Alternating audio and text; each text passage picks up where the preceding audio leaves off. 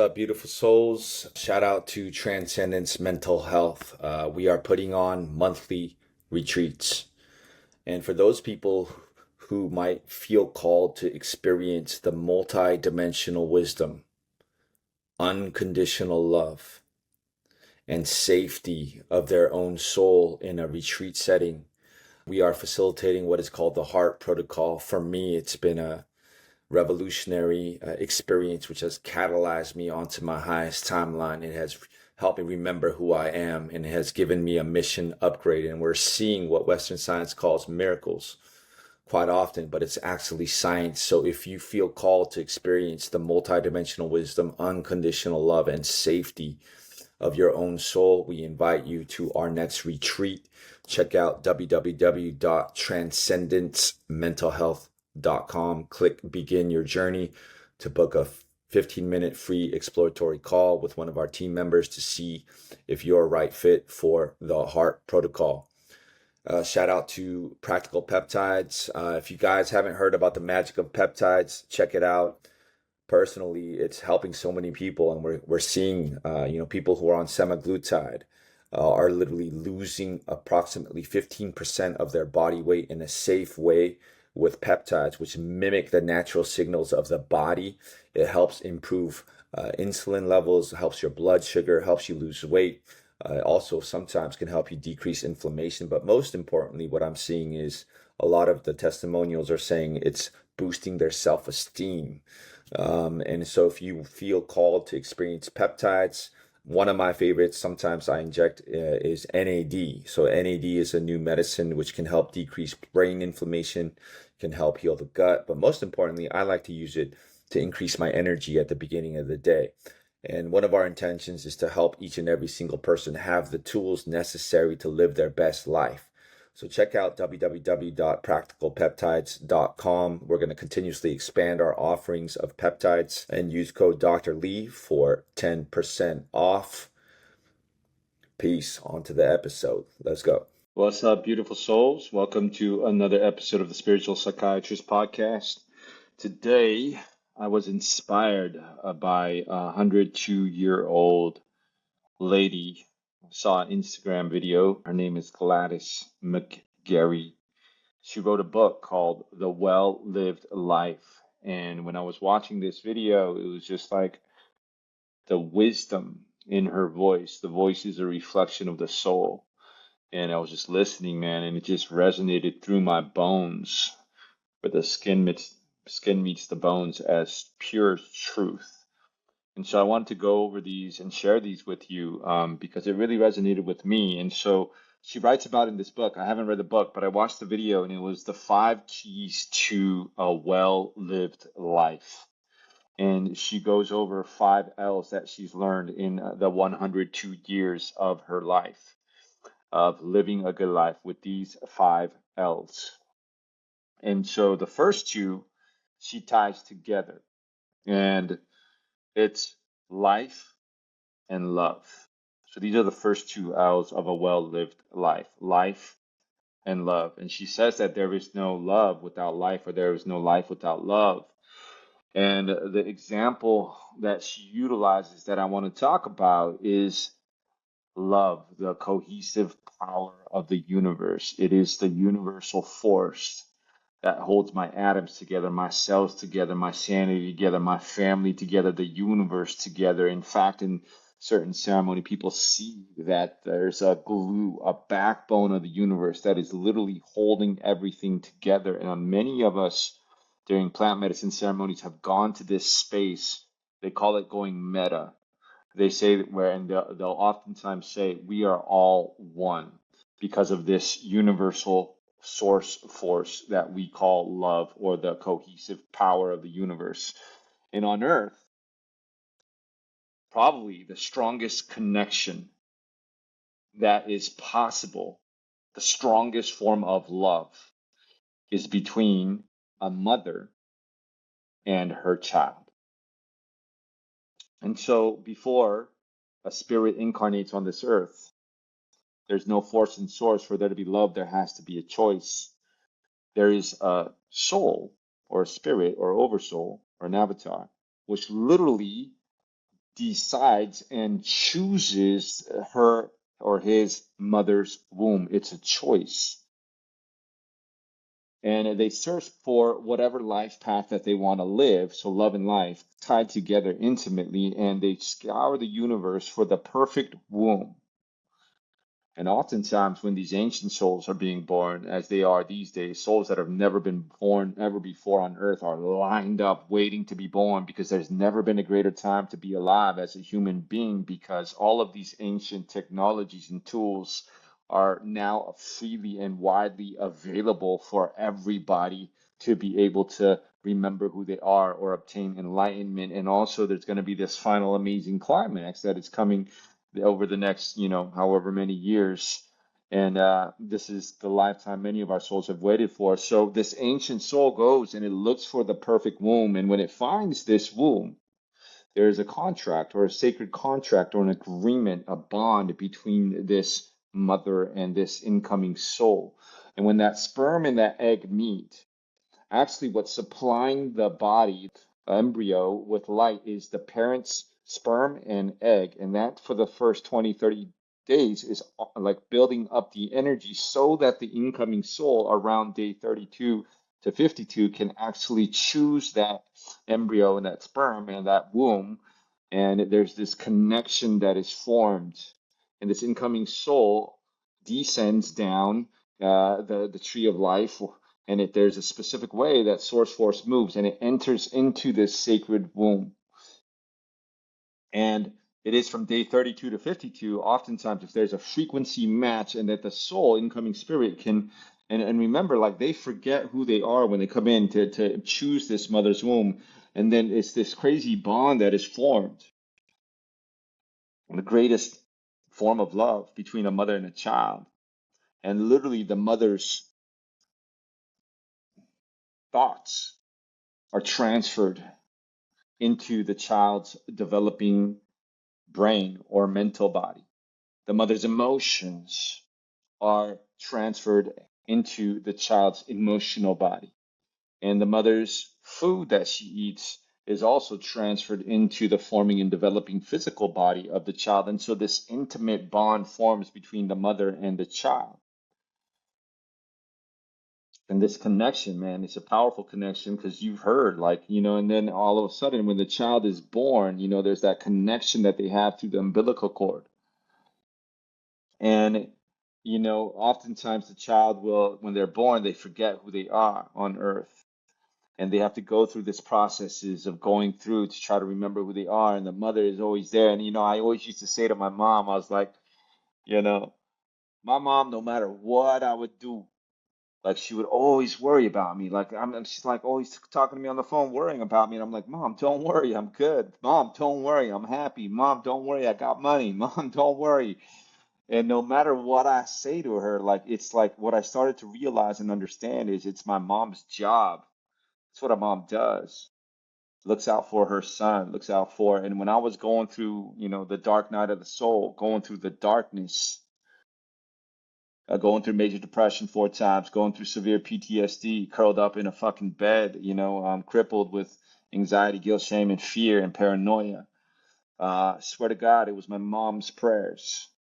I mean, she cried out. There's nothing like more powerful than a mother's prayers for her child, enveloping me in her love, enveloping me in her, and you know what I mean? Like even to this day, I don't really call myself a mama's boy, but when shit gets tough, like just hearing my mama's voice, there's a comfort in it. There's a beauty in it. And so Gladys talks about the formation of love and life, this connection between the mother, that there is no life without love, there is no love without life, and that this is the strongest form of connection. And you've heard of mothers. Man, when their child is in danger, Mama Bear comes out. Phew. And Mama Bear, like somehow she gets this supernatural strength. She can lift a truck off of her child if she needs to. She can, you've seen those crazy Korean moms on the subway defending their moms. You know what I mean? Like this Ajima comes out, man, and like, it's like this protective, amazing life, love connection. And so there's no life without this love. And so Gladys talks about love and life intimately tied in together. And right now, I just want to spend a little time talking about love. Because love is the secret ingredient of all of these L's, the 5 L's of living a well-lived life. There's no love, there's no life. And right now, humanity, third dimensional humanity, is literally starving, dying, starving for love. In his book, Johan Hari talks about, lost connections. All of the causes of major depression right now on planet Earth are because of this lost connection, because of a lack of love. Humanity is dying, starving for a lack of love. It's this authentic connection. And that's why in Japan, even like when you go out into nature, you'll start to realize that we are nature. The breath we breathe is the same breath. The water we drink is the same water. And there's these invisible lines that connect everything together energetically called love. And that's why in these concrete jungles, there's all these people going through major depression because they've lost the connection. The connection, first of all, to their higher self, the connection to nature, because we are nature.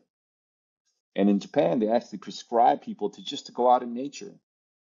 And when I was under ayahuasca, I saw what was happening when we're taking a walk in nature. The trees are connected to us via energetic lines. The plants, the stars, everything is connected through these energetic lines. For those who have the gift of vision, they can see this connection, which I was shown under the influence of ayahuasca. And it's this connection, this belonging, this sense of love, the universal cohesive power of the universe that lets us know that we belong. Without love, there is no sense of belonging to a family, no sense of belonging to humanity, no sense of belonging to nature. And this is when people get suicidal, when they don't have love. This is when people get depressed. This is when people go on, if you want to call it, as a psychiatrist, I worked in LA and I saw it all. What happens because of a lack of connection. And right now, modern psychiatry is really focusing on horizontal, like treating symptoms, band-aiding symptoms. Oh, hey, let me help you with that symptom focused, because it gets people hooked on medications with more side effects and it continues to feed the system because it's not a cure. But what I'm intending to do is the most important connection is actually, yes, to nature, but first of all, changing psychiatry, changing mental health to realize and understand it's the vertical connection first to what Jesus called the kingdom or queendom of heaven, to your soul over soul and your avatar inner Christos. From there, that connection, the right thoughts, words, attitudes, beliefs, and flow into your mind, which become your emotions, which become physics. And once you restore that connection to your higher self, that part of you that knows that we are all connected to everything, everything is connected, the sacred law of one. When you know that and you can feel that and you spend time with that every single morning, there's a comfort, there's a strength, there's a wisdom, there's a purpose that starts flowing from that. So there is the 2 L's that are very important for a well-lived life are the connection between love and life. There is no life without love. And so this connection, seek ye first that connection to the kingdom, queendom, your higher self every single day, because it is from that connection that life flows. That's what Jesus did on top of the mountain. He would go on top of the mountain and he would pray to what he called the Heavenly Father. Seek ye first the kingdom of heaven, the 7 heavens, which are dimension 1, 2, 3, kingdom 1, dimension 3, 4, 5, 6, heaven 2, dimension 7, 8, 9, heaven number 3. I once knew a man who went to the third heavens. It's written in the Bible. So all of these words start making sense. And it's happening in the ceremonies I facilitate too. People popping out saying, Sam, I was in the Father's house of many mansions. The veil is torn. There is no veil. You are who you've been looking for. The kingdom of heaven is in your heart. Connect with it through the power of the universal power of love. And there's these amazing tools that are now here.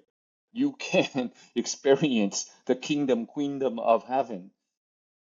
There's all these tools that are here now that can help you connect. Humanity has been kept in a 3D frequency fence, a box, third dimensional box. Jesus said, just be nice. No, he didn't. He also went on the mountain, everything connected with his multi-dimensional self. Are you gonna? It's a choice, and that's why all these souls are lined up, getting ready to be birthed into life right now.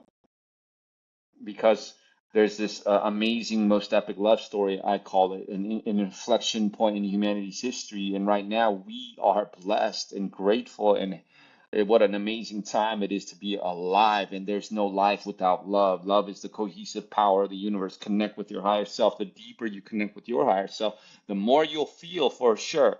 You're going to feel and see and hear things, and it might not be comfortable, but it's on the edges we grow. And the truth will set you free, and broad is the road that leads to destruction. Most of society is just trying to be comfortable in a frequency fence, saving for retirement, 72 degrees, not too hot, not too cold. But it's on the cold plunge where our immune system strengthens. It's in the cold plunge, it's in the hot. God is hot, coming in hot like a fajita. And it's on the edges that we start growing as we expand, as we breathe into our edges, and we start getting curious. Curiosity leads to clarity, and we start choosing truth over comfort. And there's a narrow road. And then when you walk that narrow road, people aren't going to understand. Your family's not going to understand. The majority of people is going to point fingers at you, call you names, and like say, "What are you doing?" Like say, "You changed, bro." It's the hero's journey. But it leads to the truth, and the truth will set you free. And so these two intimate L's, love, connect, connection, and life, are intimately tied together. So fill your life with love, with connecting to your higher self. Seek ye first that connection. There's so many amazing tools out right now, whether it's meditation tools, whether it's going out on nature expeditions, whether it's psychedelic medicine, whether it's breath work at your local yoga studio. I mean, you just go to one of those 50-minute breathwork sessions, you're going to connect to something. Oh man, holotropic breathwork, breathwork beats on YouTube. There's a free meditation app on your phone called Insight Timer. There's all of these tools. There's these amazing. There's a 12-strand DNA online course that I've created. There's amazing courses that so many creators have created to help you connect with the source, which is within you, the source of all love, the source of all joy, the source of all wisdom. Source. It's within you. So connect life and love. And also call your mama. I'm preaching to the choir here. Yeah, just call your mama, because like all they really want at the end of the day is to know that you're okay, to hear the strength in your voice, to hear that you're happy, to hear that you're living in your purpose, to just know that you're okay. And just that one phone call helps them a lot. And that's what I realized. So life and love, the first two L's. And here's another thing I want to mention about love. In order to be fully loved by someone, you have to be fully yourself. If we're not being fully who we are, we don't even give other people an opportunity to love us. And that's all anybody wants to have in life, is to be loved for who they are, to be seen and heard for who they are. But in order to be seen and heard, you have to be authentically, we have to be authentically 100% ourselves. And today, man, I've been feeling a certain kind of way. It's a full moon here in Crete, Greece. And, everybody talks about authenticity, everybody talks about vulnerability, for the most part, like, yeah, I've been flowing and life has been amazing. But like, man, like through this full moon, and like, and also, I've been through 4 major depressive episodes. I've been through the dark night of the soul. It's been a part of my path. I embrace it. But today I was just feeling all sorts of way. I was feeling the collective consciousness, the darkness. The brighter the light, the more you know. The brighter the light, the darker the darkness. And you have to hold it all for humanity, for yourself, because you're part of the collective consciousness. And especially if you do healing work, where you're working with people who are depressed and psychotic and carrying demons, and you're casting out demons and doing all these different things, you're going to be exposed to the darkness, and you start to understand the layers of darkness and the depths of the darkness. But it's not scary, but at the same time, you feel it. And today in Creek Reefs, it's a full moon, man. And I was sitting there and I was like, I was feeling it, man. I said, I'm gonna record a video for anybody going through the darkness right now. And I started recording the video, and like these tears started just flowing out of me, man. And I always tell people, taste your tears, face your fears. When you start crying, let it flow. I just let it rip. I let it flow, man. And it's like, you know, and I was like, yo, because my intention was to like really speak for myself and for other people who may be going through darkness, to encourage them. And I was like, yo, should I even post this? This shit is vulnerable, but it's real, and it's what I'm going through. And it was a real emotion. And so I was like, yo, I'm going to post that. In order to be fully loved for who you are, you have to be able to express yourself fully, to allow all parts of you to be fully alive. And I'm talking about all parts of us, especially the parts that we have been taught not to express. Authentic expression is the resurrection. Face your fears. When you cry, taste your tears aloud. You see, I have a kid right now, a little kid, and he's running around. It don't matter. He's crying one minute, next minute he's laughing, the next minute he's calling for mama, the next minute he's authentic expression. That's what Jesus said. You must become like a little child. And is your inner child safe today? Is your inner child safe to cry? Is your inner child safe to play? Is your inner child safe to do whatever the fuck he wants to do? The kingdom of heaven. In order to go into that space, pure, innocent, not guilty, y'all got to feel me. You must become like a little child. You must unlearn everything we've been taught to learn is embarrassing, is shameful, whatever and allow yourself to be fully expressed in each and every now moment with full awareness. Yeah, I'm aware. And in order to be fully loved, we have to allow ourselves to be fully expressed and fully yourself.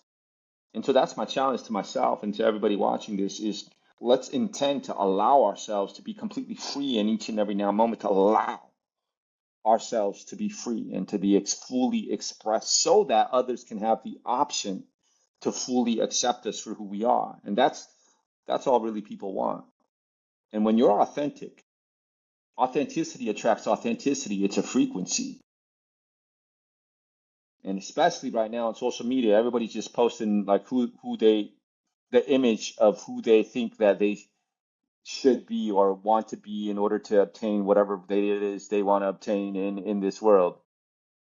Cool, man. It's game, I get it. But at the same time, like it's kind of cool also to sometimes just be authentic. All right, let's talk about another L. And like this one, I love this one. This one's something that I'm going to be spending like the rest of my life learning how to listen.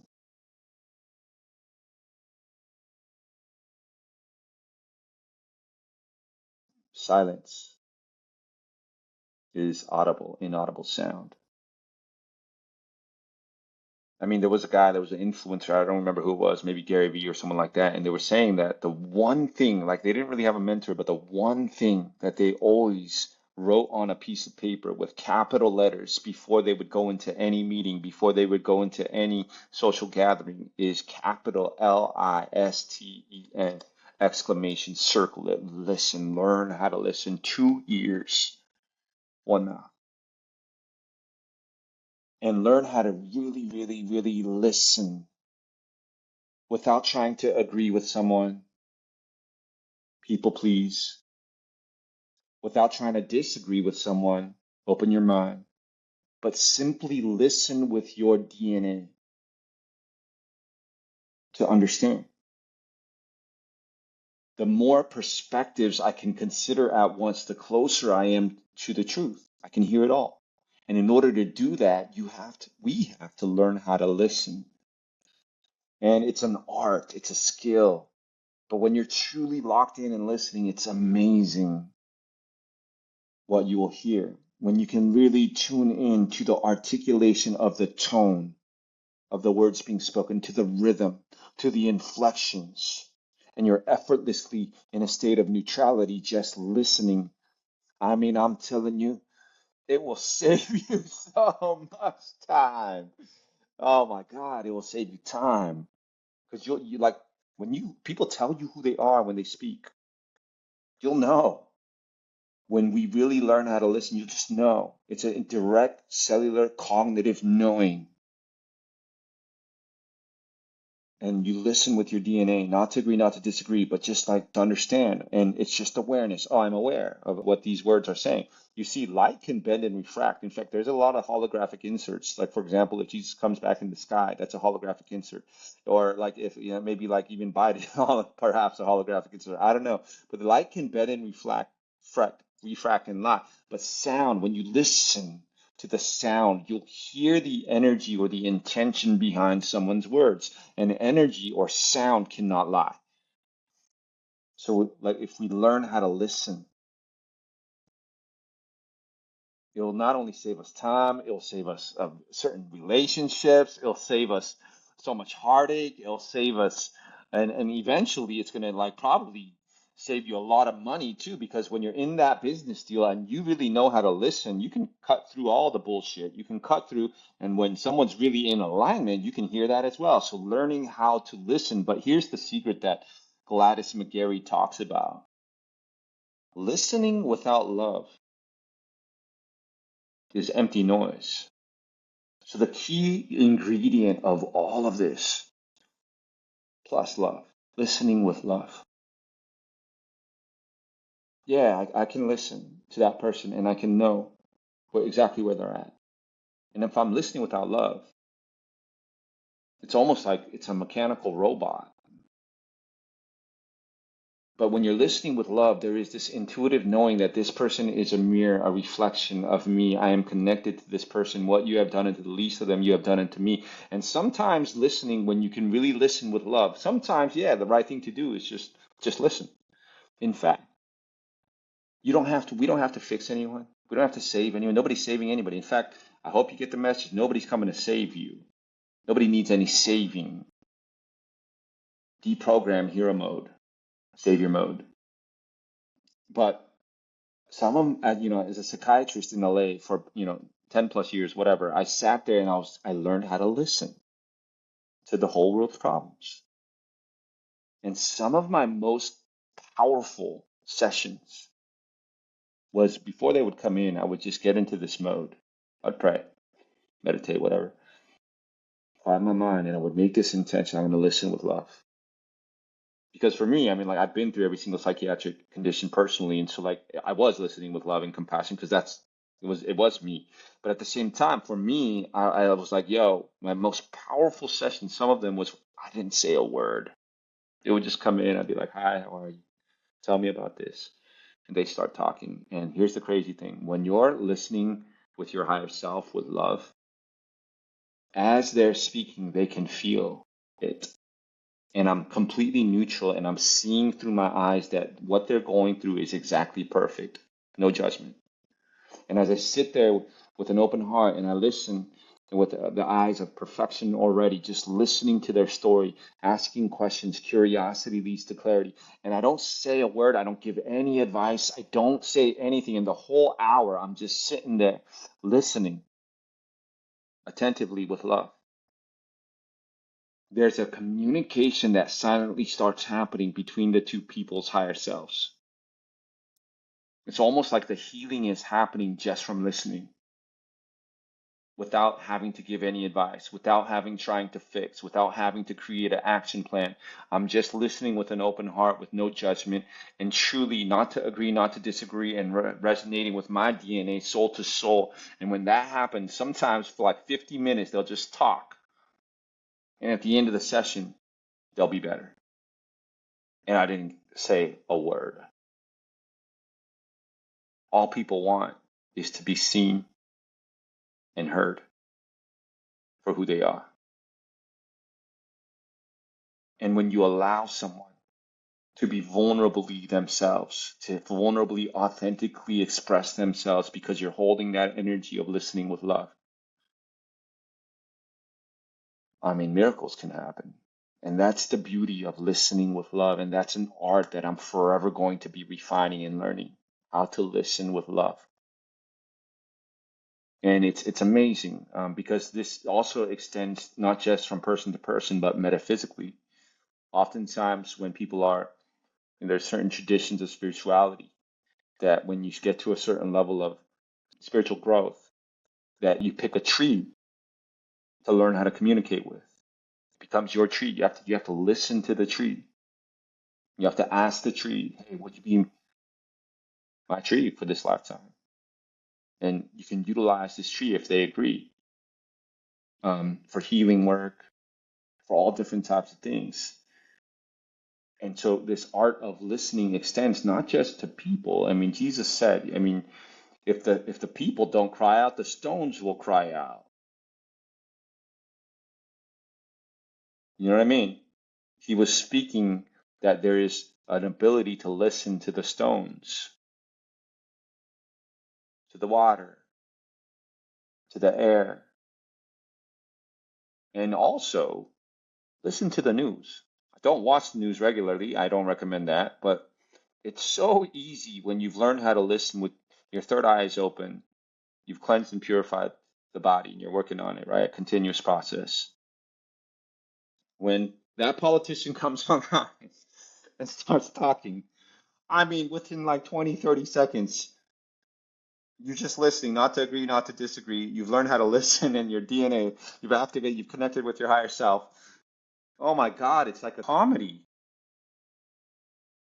It's really comedy. Like it's like I mean, like I guess you can take it seriously, but yeah, I guess sometimes you should take it seriously because it's part of what the 3D collective is going through. But at the same time, you can like literally your bullshit detector can you can just feel the frequency of a lie. You can feel the frequency of what is not true. Sound cannot lie. You can feel the frequency or the intention behind that person, and it's like it just becomes like this amazing tool when you listen with love, so that it can help guide you and lead you.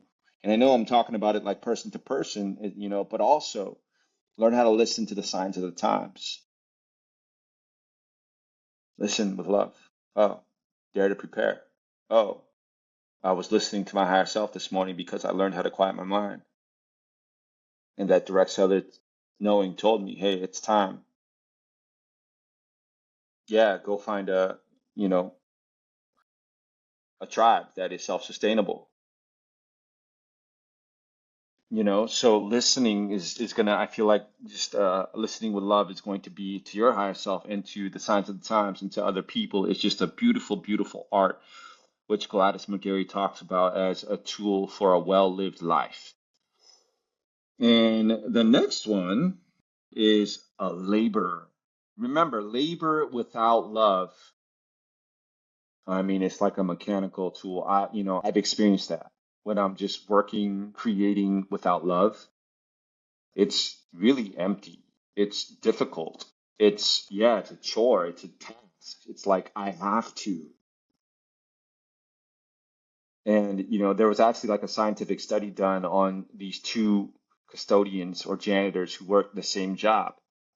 And, they asked questions, and one of them was just going to work like, hey, why are you going to work? Because I need money, because I need to provide, I have to, I have to.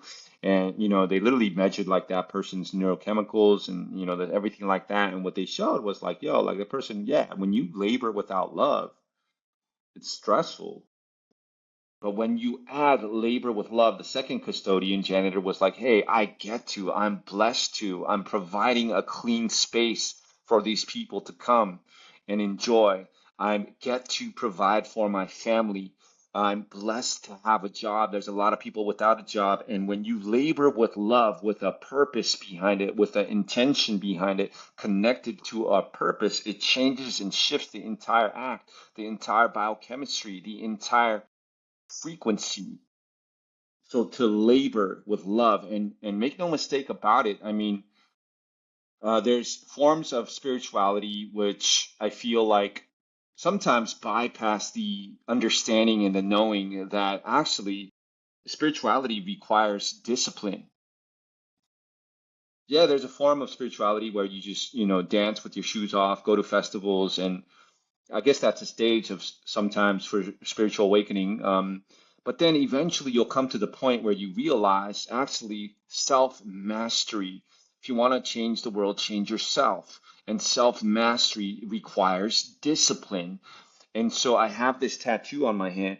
It says discipline plus enjoy equals freedom. And that was the season where I started to realize this, where it was like, yeah, to show up for my son requires discipline, waking up, saying my prayers before he wakes up, going for a jog and working out before he wakes up, so that when he comes out of the room and he's excited to be alive, I got him.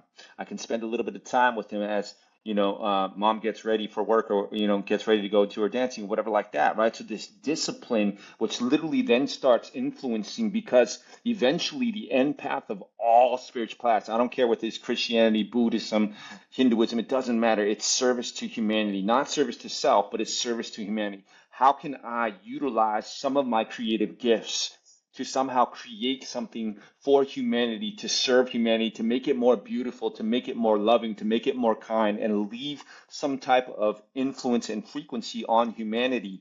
And when you serve someone else, it's impossible not to serve yourself. But in order to really be great at what you do, at what you create, and your service, your gift for humanity, it requires discipline and a labor of love. And so, whatever you decide to do, do it as if you're doing it for God with love. What you have done unto the least of them, you have done unto me. And one of kind of the greatest examples, whether you like him or not, someone that I really respect was Kobe Bryant. At a young age, he tells a story at a very, very, very young age. He just decided, I'm going to be the best basketball player who ever lived. And he developed this insane discipline around this one goal. And eventually, in an interview, I remember him talking, and he says, eventually, everything that I did revolved and evolved around this one goal. It didn't matter if he was eating dinner, it didn't matter if he was having a conversation with someone, it didn't matter if he was training for basketball, it didn't matter what he was doing. Every single thing that he did started to evolve and revolve around this one intention, which was to be the best basketball player ever that's ever lived. And so right now, if you get very clear with yourself, what is it that you want to leave behind for humanity? What do you want to create? Because you are limitless. We are limitless. Anything you want, whether it's to create a new earth. And that's what I started praying for after I quit my job as a Western psychiatrist, for the liberation of all sentient beings. I know I picked a a big one, I guess. But it's what started praying through me, for the liberation of all sentient beings, a new global paradigm of mental wellness that treats the root cause. Show me what I need to see, tell me what I need to do. And this intention is a magnetic frequency that exists between matter. It's going to attract, it's a magnet, it's a frequency that's going to attract to me the right book, the right teacher, the right podcast, the right tools, the right team that you need, or we need, at any time to create whatever it is you want to create for humanity. And so discipline. And Kobe, I mean, there's crazy stories. Like, he would wake up, he would do 3 a days, when like he would literally be so disciplined. And it was because of this love for basketball, this love and desire. And in order to do that, he also had to develop a healthy ego. But eventually you learn it's not about you, it's about your team and making the other people around you better. And so he developed this Mamba mentality, getting better every single day, this goal towards mastery in whatever it is that he chose. And so discipline and laboring in love. And so that's what it really comes down to at the end of all spiritual paths. Yes, joy, but you got to add joy to it. You got to add love to it. Do it for the love. Do it because of love, and labor because of this love, with discipline, whatever it is you want to create, whether it's a business to help other people, whether it's a conscious food company, whether it's serving people with sacred sexuality. When you labor with love and you develop a discipline, a mind of mastery, because right now the battle is for the mind. If you control the mind, you control the soul. And I don't want to get too, metaphysical right now, but there is a spiritual battle for people's souls. And whoever controls the mind controls the soul. And that's why in Romans chapter 12 it says, be thou renewed by the renewing of your mind. Renew your mind, change your mind. That's what the word repent means. Change your mind, become disciplined, self-mastery with your mind. With love, for love, through love. And so Gladys McGarry talks about this, a labor of love. And so, whatever it is that you decide you want to create, I challenge you. I challenge myself. I challenge we to go all in. I mean, this comes back to life. We like literally at the end of life, when you're sitting there, it's going to be a blink of the eye. On when people come up and they talk about you, what do you want them to say? And live your life in such a way as to be able to live your life and go all in on whatever it is you want to create, because the truth is you are limitless as long as you hold that pure and steady intention and you never give up. You're going to hit a roadblock. It's okay. You take a breath. You step back. What's the lesson? What's the blessing? What's the opportunity? Cool. This is what I had to learn. The universe is always working for me. Take a step back. Breathe. Sacred pause. Cool. A new strategy. I keep going for my goal, for the liberation of all sentient beings and the fulfillment of the Emerald Covenant, creation of a new global paradigm in health. What's the lesson? What's the blessing? Okay, top of this mountain. Okay, there's a block here. It's not a block. It's a lesson. It's a blessing. It's an opportunity. Cool. Take a step back, breathe. Cool. What's the lesson? Keep going. Eventually, you're going to hit your goal. Keep a steady intention and never give up and learn. I like what Hormozi says: have the balls to start, the mind to learn, and the heart to never give up. And you're going to get there. And so, labor with love. Develop a discipline around whatever it is you want to create. And I love this kind of like semi-formula is like tools. You have a tool belt, right? These tools are designed to quiet your mind. These tools are designed to connect with your soul. These tools, whether it's meditation, breath work, yoga, whether it's, whatever your tool is, wakeboarding, surfing, hockey, whatever, which gets you out of your mind and into a flow state. These are the tools. Gets you into a state of being rather than doing. And so it's this balance that you start creating a labor of love from being, utilizing your tools into getting into flow state, and then consistently scheduling in more tools throughout your afternoon, throughout your evening to keep you in this flow state. And it's in that state where you can create, where you drop into alpha brainwaves utilizing the tool, whether it's 432 solfeggio frequencies, listening to it on Spotify, whether it's a meditation that gets you there, whether it's a workout that gets you going. You do your tool and then you get into this flow state. You start creating whatever it is you want to leave behind for humanity. Know your goal, KNG. So use your tools, know your goal. What's the best priority for my next 15 minutes? For the liberation of all sentient beings. Okay, it's this one project. Okay, what's the best way I can utilize this one project? Okay, I'm going to create these 2 videos. Okay, cool. And you know your goal, right? And then you assess and you just keep putting energy into your goal, and you keep going and you develop this labor of love discipline in this system until self-mastery becomes the only thing that you want, because of this amazing love that you have for humanity, and you understand that we are all one, and you understand that this divine connection, and what you have done unto the least of them, you have done unto me, and you've tasted and seen this joy. You've tasted and seen the frequency of oneness. You've tasted and seen how good God is, which is your higher self, and then you felt that frequency, and you want this for other people, and so you start creating beauty. You start creating and use your tools to flow, and then you schedule in more tools and you flow and you start creating until self-mastery starts coming into every single area of your life. And sometimes you have a hiccup, like I did this morning, man. I was feeling the darkness of the entire world, the collective consciousness. And, like I said, I work with, bright light, but, in that is also the brighter the light, the darker the darkness. And you start feeling expanding your frequency range. And so labor with love, develop a discipline of know what you want to create and develop a labor, but add love to it always. Do it for the love, whether it's love for humanity, love for your family, love for whatever it is. And you get to switch it from I have to I get to I'm blessed to. And that's a choice. And I love this last one, laughter. This one has been one that I've had to develop because for 7 years, I mean, you should have seen me, man. I was like, um, divine warrior. Didn't matter.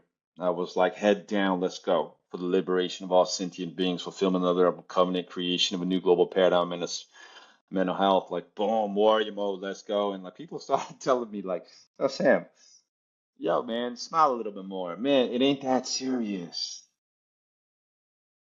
Let that sink in. Breathe into that. It's not that serious. And I'm preaching to the choir here. Yes, a soul is priceless, for sure. But at the same time, what we have to realize, it's a simulation, a video game, a beautiful sacred creation that we've agreed to be part of, a hologram.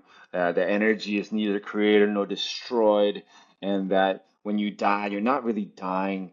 And actually, the monsters beneath the bed, fear is false evidence appearing real, and laughter is the food of the gods. At the end of the day, yeah, man, I'm gonna laugh. I'm gonna laugh, and that's what I've learned. Is like no matter what I'm going through, it's not that serious. And if you can laugh about it, you know that you're over it. And oftentimes, when I catch my ego, which thinks it's trying to protect me, which thinks that it's, I'll talk to it. I'll be like, "Yo, I see you. It's okay. You're safe. You're good. You don't have to save the world today. I love you." And you put awareness on it, and that's all it is. When you put awareness on it, it's no longer the shadow. It's in the light. And no matter what we're going through, at the end of the day, honestly speaking, energy is neither created nor destroyed. All things flow from source. All things return to source. All separation from source is an illusion.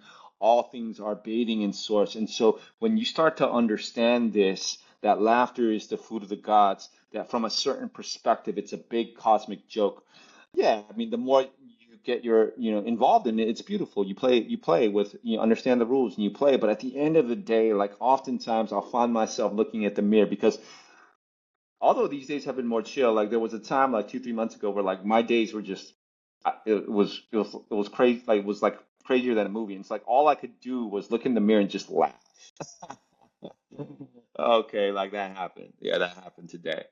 Oh my God, right? And there's even sometimes when I'm taking life too seriously where I'm just be driving and I just start laughing, man. Like it's like, wow, like okay, cool. I get to do this. I get to be a part of this. And it's funny. When you start laughing in the beginning, you're like, it's cheesy, but like you keep laughing, you'll start realizing it's just funny. And laughter is the food of the gods.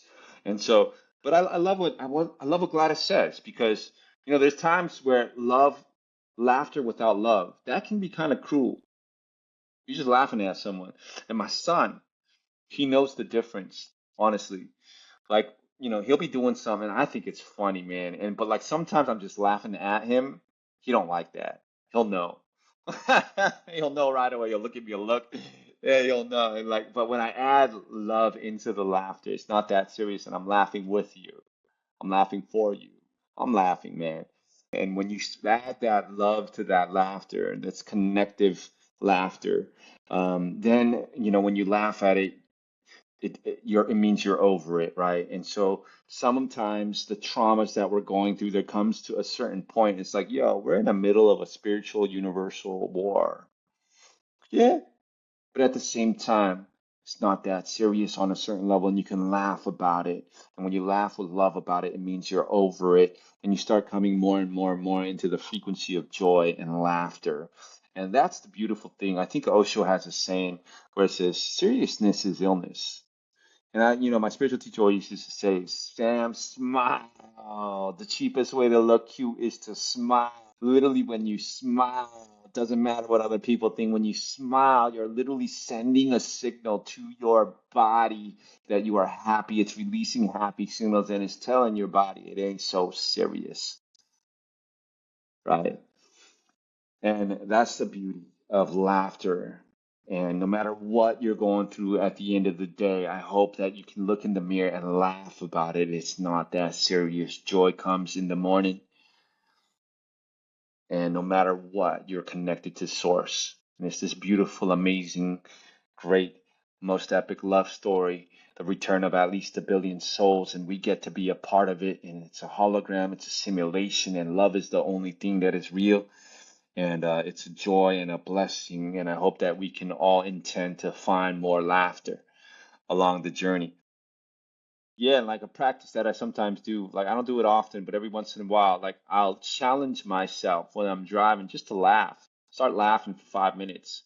5 minutes is a long time, but I'm telling you, one time I went jogging with one of my friends, and like we were just jogging. We're like, "Yo, let's laugh the whole time, or let's smile the whole time." We did, and by the end of that jog, when you start laughing, everything starts becoming funny. It's not serious, and by the end of that jog, we were both dying, just laughing. And when you laugh, belly laugh, you know what I'm talking about. It releases so many amazing neurotransmitters and chemicals, it just makes life funny. Okay, so the five keys to a well-lived life. Shout out Gladys McGarry. I hope if you guys want to watch that video, I'm sure she has her videos, Gladys McGarry, but on my Instagram, I reposted one of her videos, and I just thought it was so beautiful. This 102-year-old lady has spent her whole life loving people, and she talks about the five L's of life. And it was really profoundly beautiful just to witness, to hear the wisdom, to listen with love to the wisdom in her voice, in the resonance in her voice. So check it out on IG, on my IG, Samuel B. Lee, MD. And here's the five keys one more time: life and love, same, life and love. Add love to it. Listen with love, labor with love, and laughter with love. All right, my beautiful souls, five L's. Let's go. Love, light, peace, and truth to all sentient beings. I'll see you in the next episode. Peace.